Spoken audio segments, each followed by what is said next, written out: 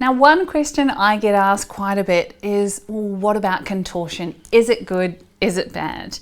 And I say the same answer that I say to everything, well, that all depends. So I noticed something very interesting. The last time Cirque du Soleil came to Sydney and I got to see the show, it was Kusa. And there were 3 contortionists in the show.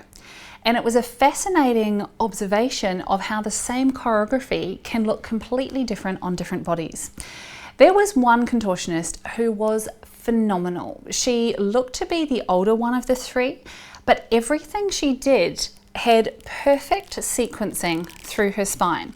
She was going into some pretty extreme spinal extension, but there was no one hinge point, and she moved beautifully in and out of everything, showing that she had the utmost control of her spine.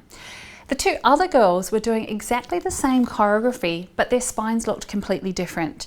They each had a hinge point, and it was a slightly different hinge point, and they then had a blocking area above this, and they would tend to drop into some of the moves and then pull themselves out of it. And I thought that's not going to be sustainable long term.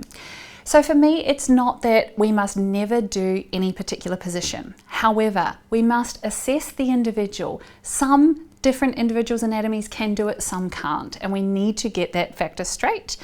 Some individuals who do have the appropriate anatomy, if trained very carefully over a period of time to get extreme segmental control, not moving into anything fast, may be able to do it for a period of time.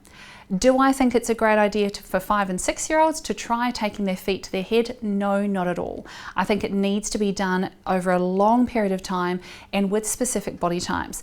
I feel very passionately that we should be doing screening before having these contortion classes, as a lot of people are going into it to get more flexible.